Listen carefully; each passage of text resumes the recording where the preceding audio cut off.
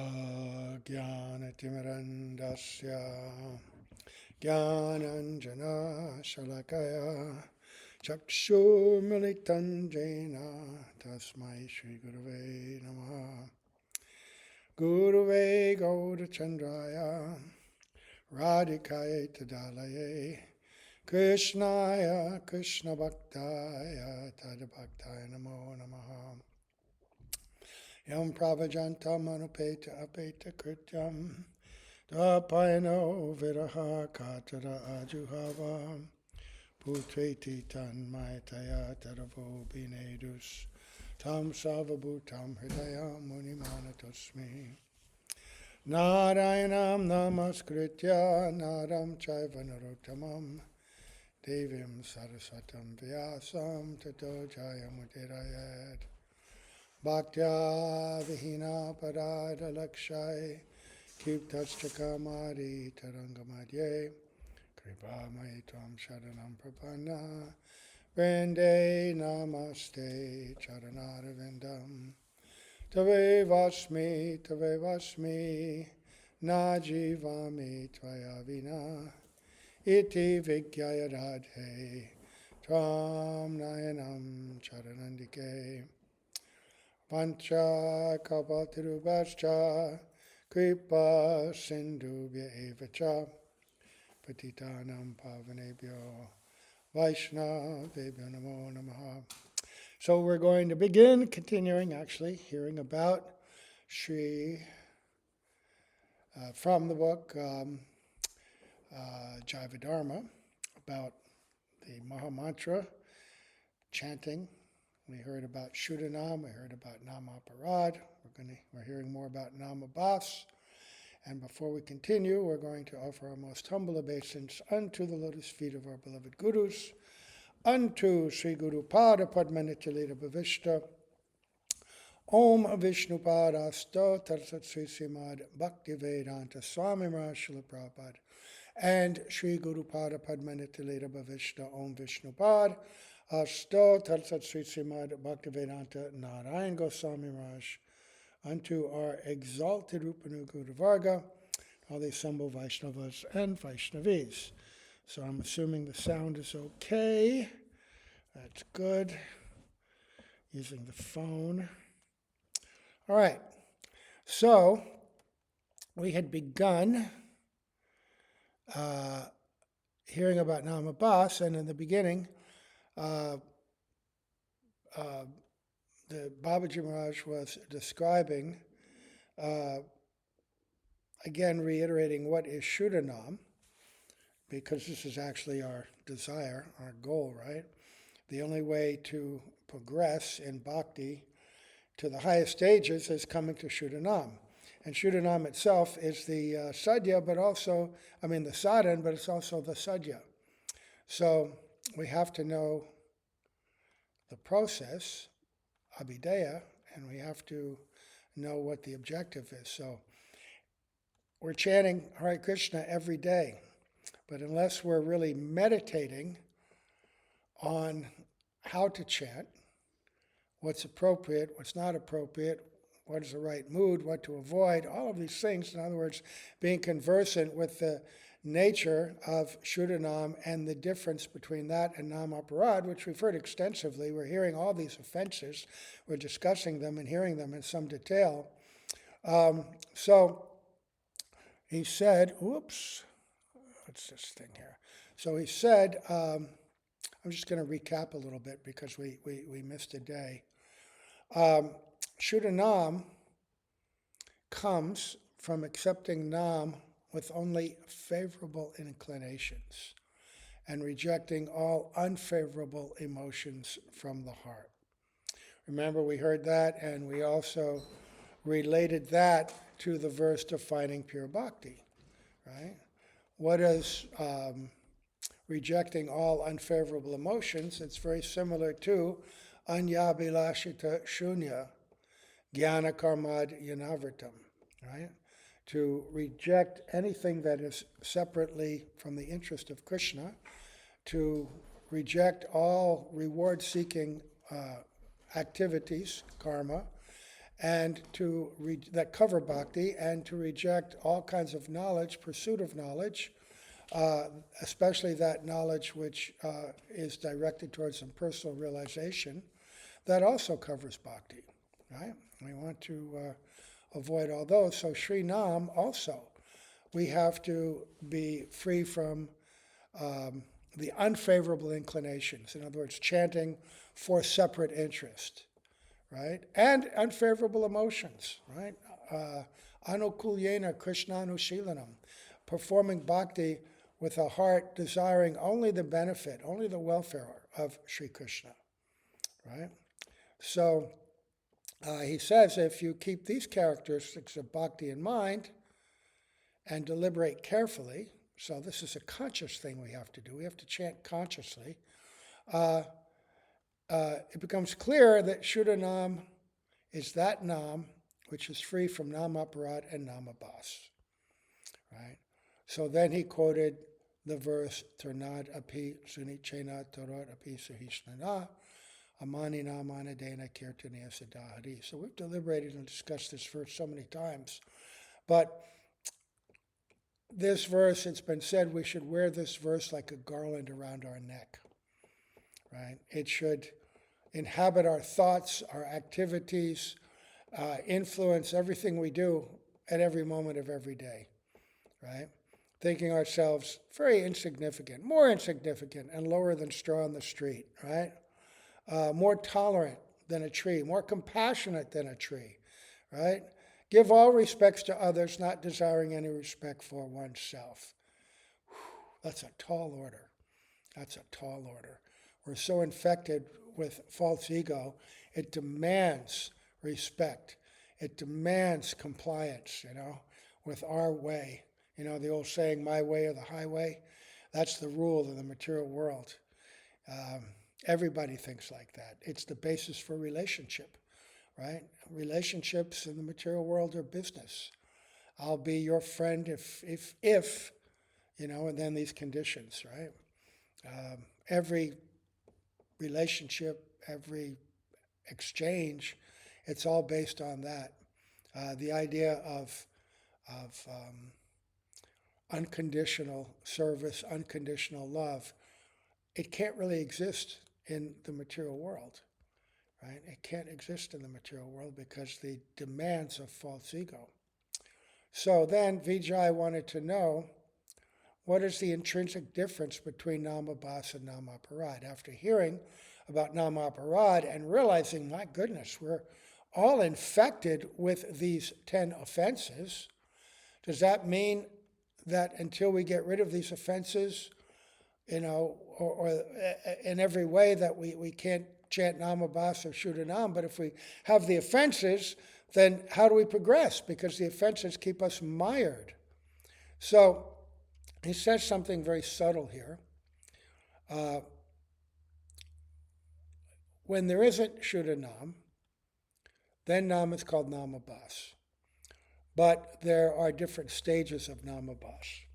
He said it's called Namabhasa at one stage and Namaparad at another.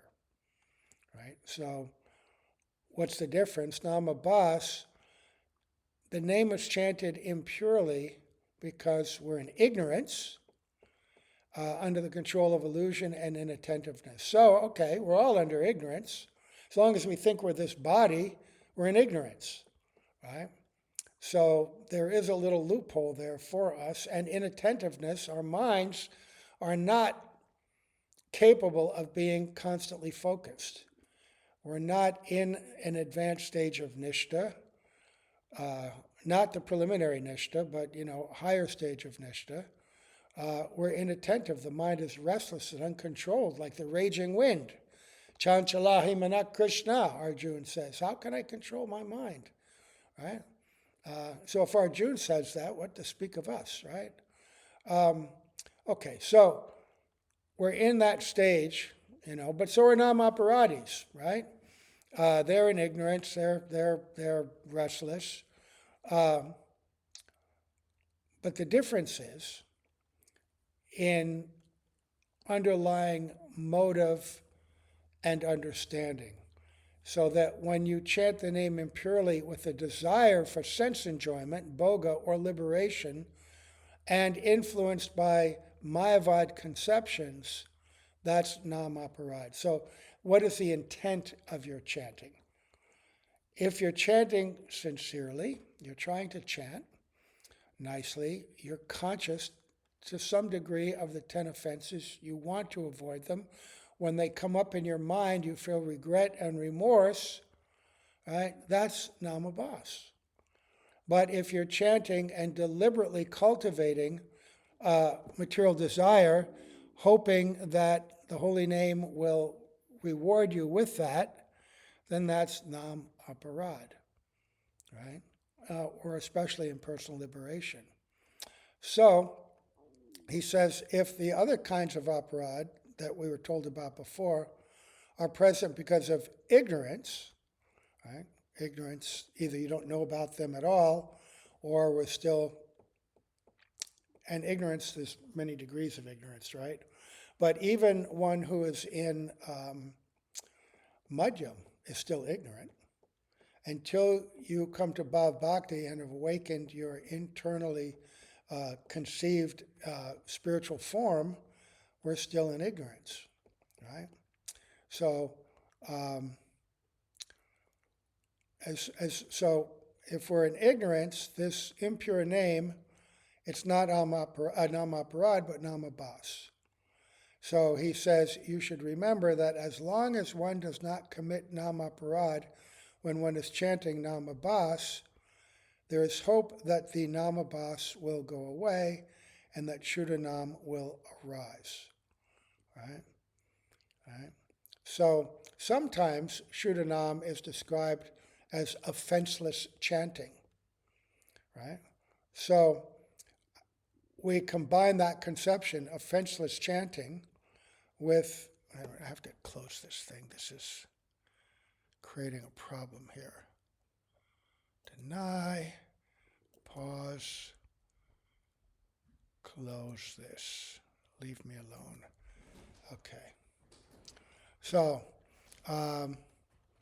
this offenseless chant, where was I? So, as long as one does not commit namaparad when one is chanting namabhasa, there is hope that the namabhasa will go away and that Shuddhanam will arise. However, if there is namaparad, the rising of nam in the heart can only take place with great difficulty. There's no means to obtain benefit other than the method I've already explained. So there is that in-between stage, and that goes back, I mentioned this conversation that I had with Srila Bhaktivedanta Narayan Maharaj when I asked him about that progression. And he said, in the beginning, people are chanting namaparad, right? But as you progress, and you progress with, sincere intention, then namabhasa may come. Slowly, some namabhasa comes. And that namabhasa is very powerful. That will destroy sin and gradually destroy the tendency to commit sin. Because the nature of committing sinful activity is that it feeds itself, right? Why do we commit sinful activity? We do that because the senses are demanding, the mind is demanding. It's kind of like a fire, right? You have a fire, it always wants to be fed, But when you first throw logs on the fire, they kind of appear to suppress the fire, right? It goes down a little bit because it's all covered with these extra logs. But before long, it blazes up stronger than ever, right? So that's what appeasing the desire for sense gratification does. It gives you some peace in the immediate sense.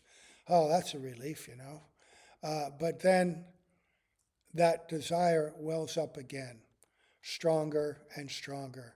Bhaktisiddhanta Saraswati Prabhupada talks about that. He says, the path for relief of the desire for sense gratification is not giving into it and having that sense gratification. You have to just cut it off, right? But it's very difficult for most people. So the process of gradually adding bhakti while accommodating some sense desire, right? So that's the purpose of Grihastha ashram, that when you're young and virile and, very strong senses, there has to be some accommodation for that. But at the same time, you regulate yourself and practice bhakti very nicely, and gradually those desires will come under more control. And you have to want that, of course. And also the blessing of older age. With older age, the sense desires also diminish. But the mind doesn't get old. Mind always thinks it's young and can continue to enjoy. And the mind is so weird and tricky that even if this is at least me, got this old body, it doesn't have the capacity to enjoy like it did when it's young. But my mind says, well, wait till your next life. Then you'll really be able to enjoy. And if you just do everything nicely, you should get a really good body. And, you can do your bhakti then too, but, then you can enjoy. The mind is unceasing in its attacks, and trying to protect its territory, right? And it's got so many permutations. Everybody's mind goes through those same things. So, therefore, the necessity of doing bhakti, especially when you're young, so that you can continue in middle age, and then when you're older, you have some capacity to control that restless mind, right? And because also, when your senses are diminished, you don't have the inclination to pursue sense gratification as much.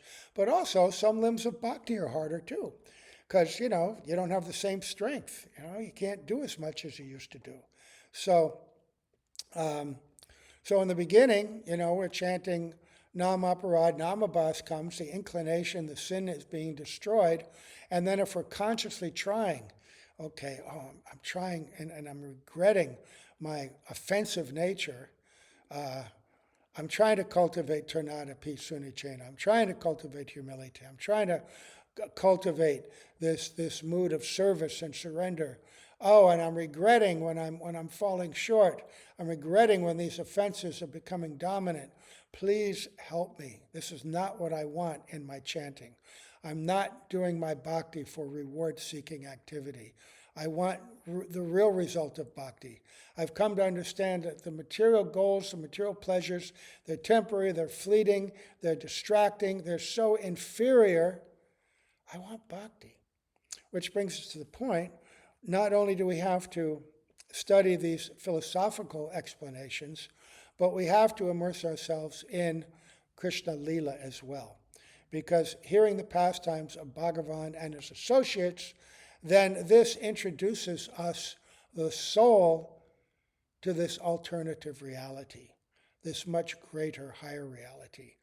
And the soul has the nature that when it hears these things, it becomes naturally enlivened, naturally attracted. So that's the real key, right?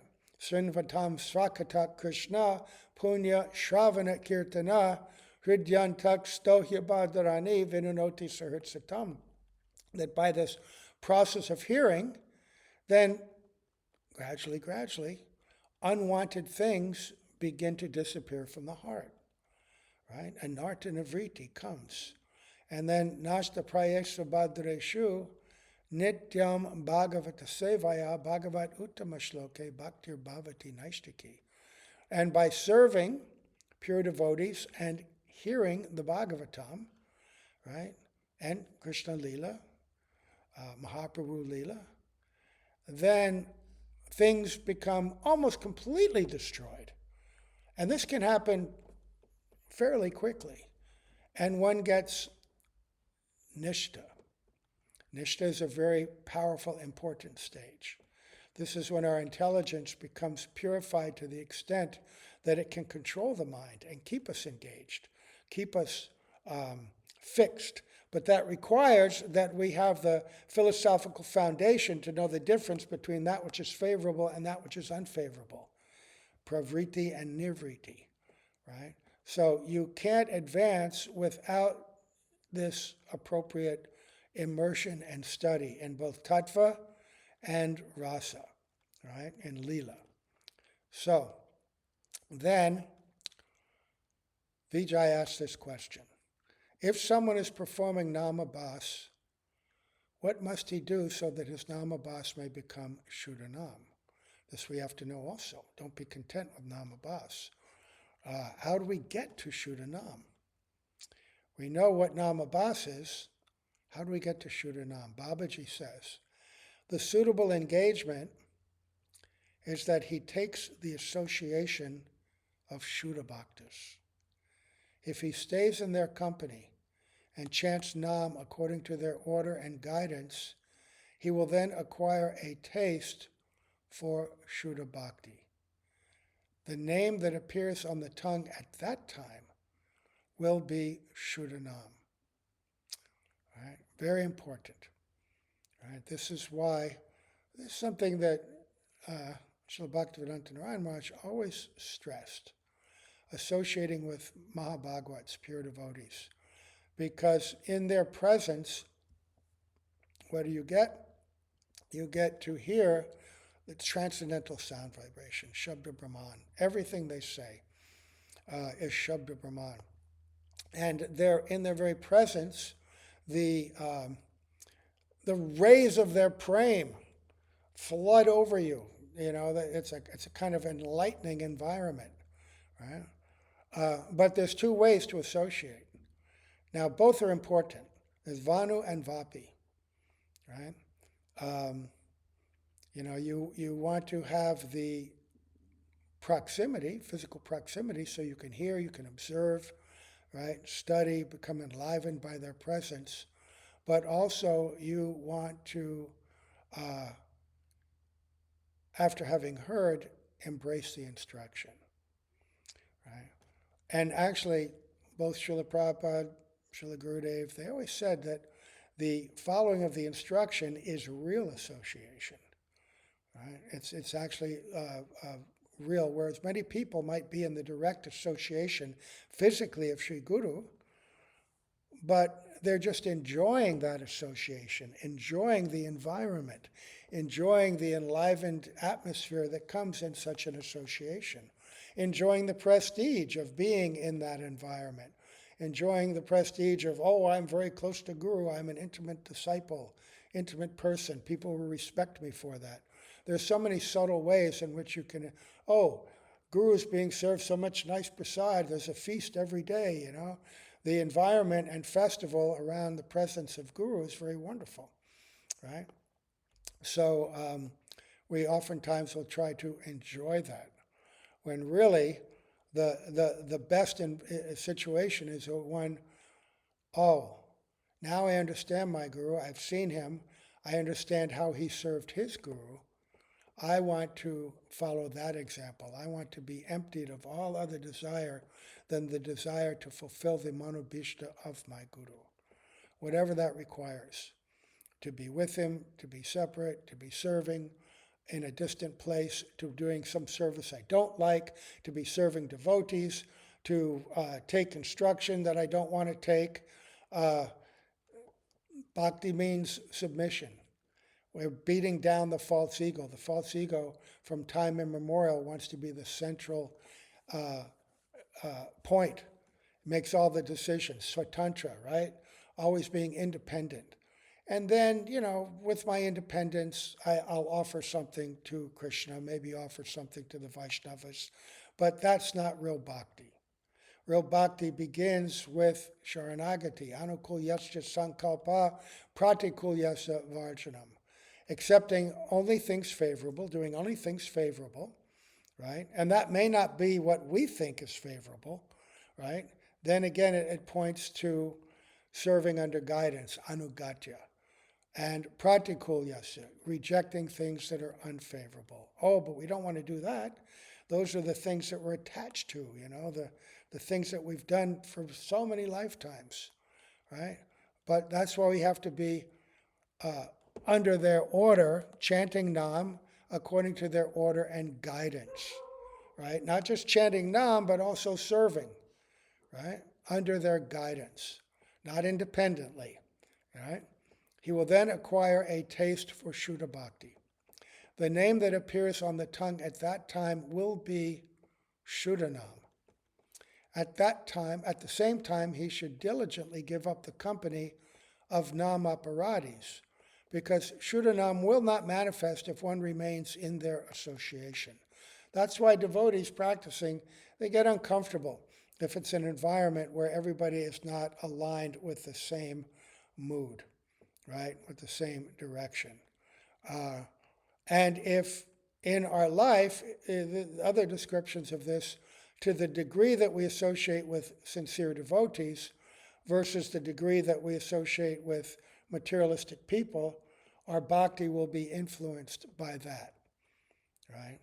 So, Namaparatis, materialists, karmakandis, jnanis, mayavads, that association diminishes our enthusiasm for bhakti. It checks our understanding of pure bhakti. It makes bhakti relative. And all those offenses, thinking the holy name's imaginary, thinking the holy name is the same as all these other kinds of practices, these impure influences come, right? It's an exaggeration. Those three forms of offense are reinforced by bad association, right? So bhakti won't manifest if we're associating with these kind of people. Satsanga is the only cause of the jiva's good fortune. That is why the Lord of our life, Sri Gaurangadev, instructed Sanatana Goswami that satsanga is certainly the root of bhakti. One should always renounce association with women and non-devotees and practice Krishna Nam in the association of bhaktas. Okay, now having heard that, something pops into the mind, but Vijay Kumar immediately brings that question to bear, because he said we should renounce association with women and non-devotees. And Vijay Kumar, who's married, says, Prabhu, can the sadhak not perform Shuddhanam without giving up his wife? Babaji, it is certainly imperative to give up the association of women, and also for women to give up the association of men. Anything that binds us to our attachments and false ego. He's not saying here that one is better than the other. It's what Prabhupada used to say. Men are good, women are good, but together, not so good. Tend to drag each other down. A Grihastha Vaishnava who remains with his married wife in a detached mood is acting properly in the Vaishnava world. And this is not called association with women. What does detached mood mean? It means detached from the conception that the purpose of my marriage is to satisfy each other materially, mutually. No, the purpose of the idea of detachment means, we're both acting cooperatively for bhakti. That's detachment. And the degree to which the interest in bhakti is there versus the interest for material things, that will determine how you make advancement. Some grihastas are very, very advanced, some not so advanced. Some brahmacharis are very, very advanced, some not so advanced, right? Just because you're not married doesn't mean you're not attached, right? So you have to take the appropriate path. And that, again, comes from being in guidance. So a Grihastha Vaishnava who remains with his married wife in a detached mood is acting properly in the Vaishnava world, and this is not called association with women. The attachment of men for women and women for men is called Yoshit Sangha. If a householder takes Krishna Nam and gives up his attachments, then he will certainly attain the highest goal of life. In other words, don't use household life to enrich yourself, to expand your material facilities, to accumulate more and more wealth and things. It's just a distraction and a burden, right? Take Krishna Nam, live simply, and devote the resources that one has, emotional resources, physical resources, right? In service of Hari Guru and Vaishnavas. That gives real happiness. So now Vijay says, how many kinds of Namabhasa are there? Babaji says, Srimad Bhagavatam, second chapter of the 6th canto, this is the Ajamil story, enumerates 4 kinds of Namabhasa. Sanketyam parihasyam va, stobam helanam eva va, vaikunta nama grahanam, asheshagha haram vidu. One may utter Sri Krishna Nam to indicate something else, sanketa, right? Jokingly, parihas, antagonistically, stoba, or even disrespectfully, hela. Sanketyam parihasam va, stobam helanam eva va. Learned people know that these 4 types of shadow namabhasa destroy unlimited sins. Now this is favorable namabhasa. There's 2 kinds, chaya and pratibimbas. That's why he said shadow, and he'll explain that in a moment. Those who are ignorant of Nam Tattva and Sambandha Tattva perform these 4 kinds of Namabhasa. So this is possible for people that don't have any Sambandha Tattva, right? Or Nam Tattva, or less. It's all a matter of degree, right? We're also ignorant of Nam Tattva, and we're ignorant of Sambandha Tattva, because we don't know it fully, but we're coming to understand it, right? So for us, we can't chant the holy name disrespectfully. We can't chant it antagonistically. But we may chant it indicating something else unknowingly, right? Or even in a joking way. But if things are done respectfully, then it's still Namabhasa. So what is Sanketya Namabhasa? Babaji says, Sanketya Namabhasa is uttering Bhagavan's name when alluding to something else. For instance, Ajamil called his son Narayan at the time of his death. But Bhagavan Sri Krishna's name is also Narayan. So Ajamil's uttering Narayan was an instance of Sanketya Namabhasa. When Muslims see a pig, they show hatred and exclaim, Haram, Haram. That means impure for the Muslims. The things that they're not supposed to do. That's haram, haram. They don't do that's haram. They have to eat certain kind of meat that's not haram. If they eat beef or chicken or fish, that's okay. But pig is haram. Right? But the Lord is so merciful. Haram. They exclaim haram, it contains the 2 words, ha and ram. So the person uttering the word haram also obtains deliverance from the cycle of birth and death as a result of taking that Sanketya Nam.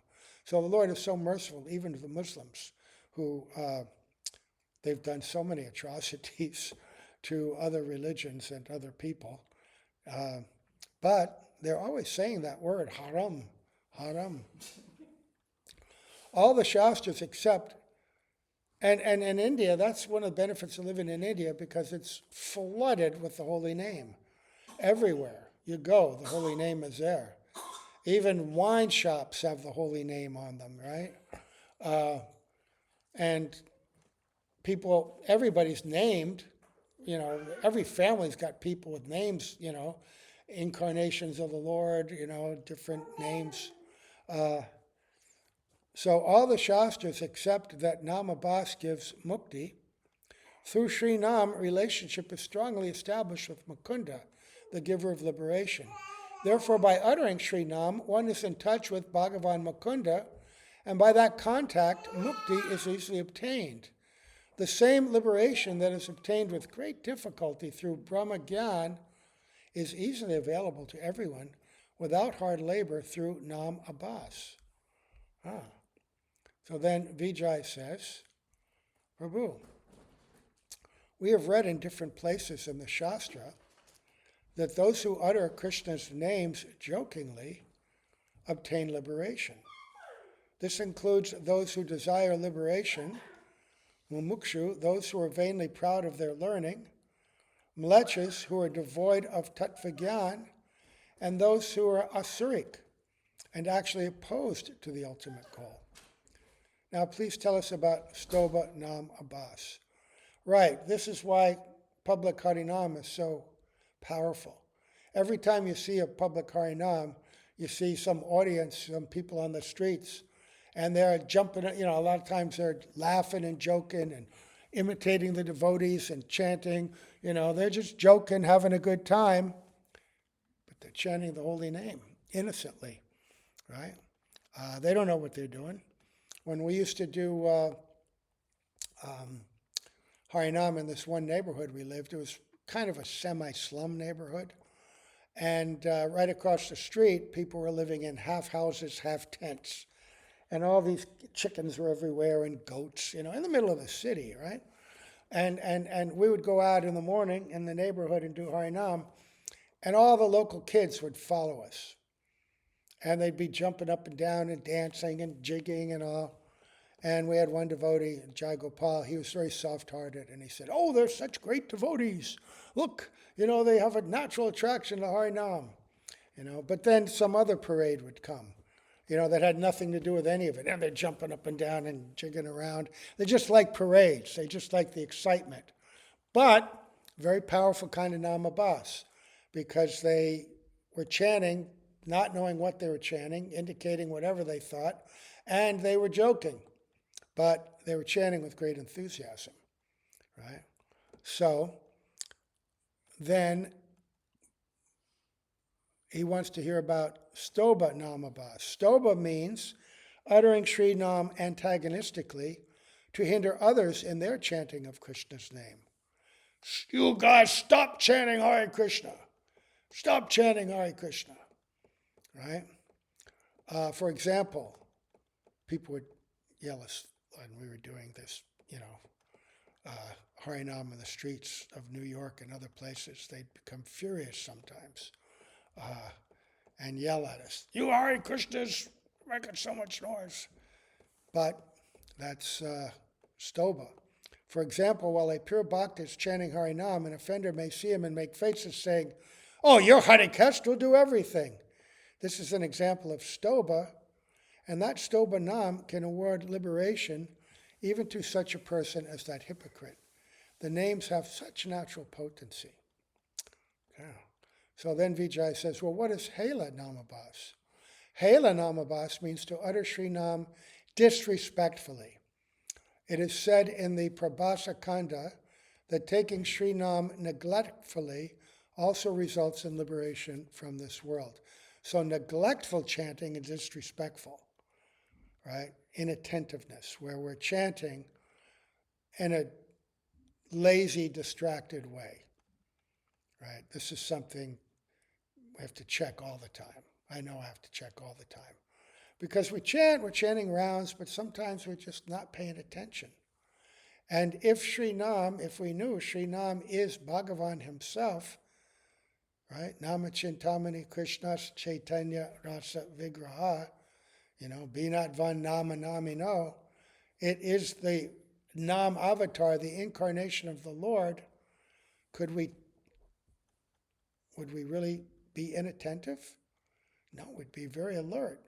If Krishna himself walked in, even in our current condition, we'd be very alert if we could see him. But he's there in the deity form, but we don't have that realization. He's there in Nam form, we don't have that realization, so oftentimes we're inattentive, which is disrespectful, right? If we're not chanting with love and great attention, it's disrespectful. He quotes this verse, Madhura Madhuram Etan Mangalam Mangalanam Sakala Nigamavali Satpalam Chit Sarupam Sakredapi Parigitam Shadaya Helayava Briguvara Naramatram Tarayat Krishnanama. O best of the Brigus, this Nam Brahm is more sweet than any sweet thing, and the most auspicious of all that is auspicious. He is delectable, pure fruit of the flourishing Shruti desire creeper, and appears as the embodiment of knowledge, delivering any human being who has even once chanced Sri Krishna Nam, either with respect or disrespect. Right? So in other words, the disrespect, unknowing disrespect, is Namabhasa. Knowing disrespect is Namaparad. Remember, that's the difference. If you consciously are disrespectful or inattentive or chanting for some material purpose, that's Namaparad. But unknowingly, it's Namabhasa. But if you chant Krishna Nam with respect, how much more benefit?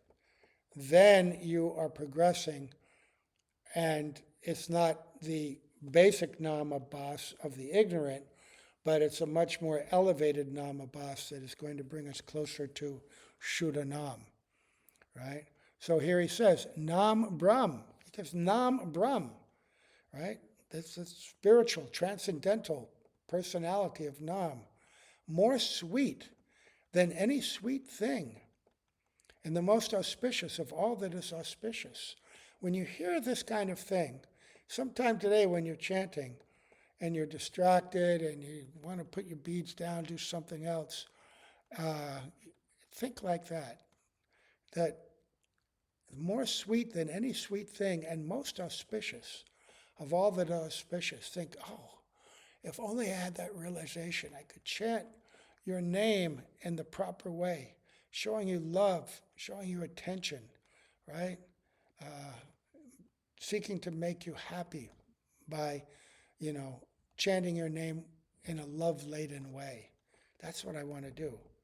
When Krishna hears his beloved devotees, there's a nice verse in the Mahabharata, and Krishna's talking, when Draupadi called out my name when she was being disrobed in the arena of the Kurus, she called out, Hey Govinda, and I've become indebted to her by that call and have not been able to repay that debt to this day. She called to him with such love and surrender and dependence that Krishna was immediately attracted. So we can cultivate this sense of love, dependence, urgency. Please, you're the most sweet, the most auspicious, the delectable, pure fruit of the flourishing Shruti, desire creeper, and appears as the embodiment of knowledge, delivering any human being who even once chants Sri Krishna Nam, either with respect or disrespect, even to disrespectful people. But do we want liberation? No. But liberation can also mean freedom from all sin. You become qualified for liberation, but then if we're freed from all sins chanting Namabhasa, then why do we take another body? Right? This described in Madhurya Kadambini, because the only reason we take bodies is because of accumulated sinful reaction. And if all that's been destroyed by chanting pure name, then we don't take another body. But if we don't have another body, we can't progress in bhakti. We can't progress in developing bhav and going to Krishna Loka, right? Goloka Vrindavan. So Krishna allows that devotee to take birth with a semblance of karma that allows them to continue practicing bhakti. You need a body to perfect your bhakti, right? If all you want is impersonal liberation, you can get it. But we want much more than that. That would be just a horror for the devotee, to get impersonal liberation, to be stuck in that suspended spiritual sleep, unable to serve, unable to associate with devotees, unable to partake in the loving pastimes of Radha and Krishna. Horror. In this shlok, the word shraddhaya means with respect, and heleya means with disrespect. The purport of the statement, nara matram tarayet, is that Krishna's name even gives liberation to the Muslims. Vijay, but isn't it an offense to chant Harinam antagonistically or disrespectfully? Babaji, it is an offense if one is disrespectful knowingly and with bad intention. But if one is disrespectful unknowingly, it is Namabhasa. And this is the subtle distinction for all of us with all of the offenses. Knowingly, casually, disrespectfully committing these offenses, then it's aparad. But out of ignorance or weakness, but striving not to, then it becomes namabhasa, right? But when in that weakened state, we're aware of the offense, aware of our weakness, we have to pray for forgiveness, be remorseful, and pray to be free from the offenses.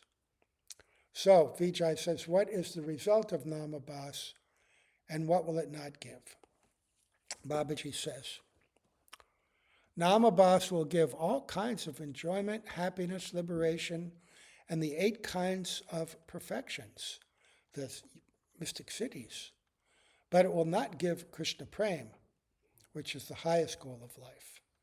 However, and here's how we progress, he says, by giving up bad association and by associating constantly with Shuddha Bhaktas and following their instructions regularly, one may quickly become a Madhyam Vaishnava. Then even within a few days he can obtain Shuddha Bhakti and Krishna Prem. A few days can mean a few years, right? That's why the Mat, see, we're called Gaudiya Mat. And in India, they've got temples or mandirs, and they got mats. Mat means a place where the residents are there to learn, to become educated, to advance, and people who come to visit are also instructed. That's the purpose of a mat. Temples, people go, they offer incense, they offer things, and they ask for things back, right? Oh, Lord, here's this, give me that, right? A mat is where we have come together to collectively, cooperatively practice seriously bhakti with the idea of Shuddha Bhakti. We're trying to create a culture that is very favorable to Shuddha Bhakti. And we want to give everything else up, right? So that's a struggle, and we fight against that. We want to be independent, right? We want to be swatantra, right? And so we see the rules and regulations of the mat as an impediment, unfair impediment to our life. Because in ordinary life, people are told, you have the right to pursue your own goals, your own happiness. You do. But everyone here, our right is to come together and to create that mutually stimulating and progressive atmosphere of Shuddha Bhakti. Anukulyasya sankalpa pratikulyasya varjanam. Once again, accepting those things that are favorable for pure bhakti and rejecting things that are not. That's the process. That's why and how we make our decisions here. That's how we create our culture. And you have to understand that. Otherwise, you won't be happy in the mat. Even if we rebel sometimes against all these rules and regulations, we should at least appreciate why they're there and not try to fight it. Just get along, right? Or find a different stage, different environment where you can practice according to your own level, right?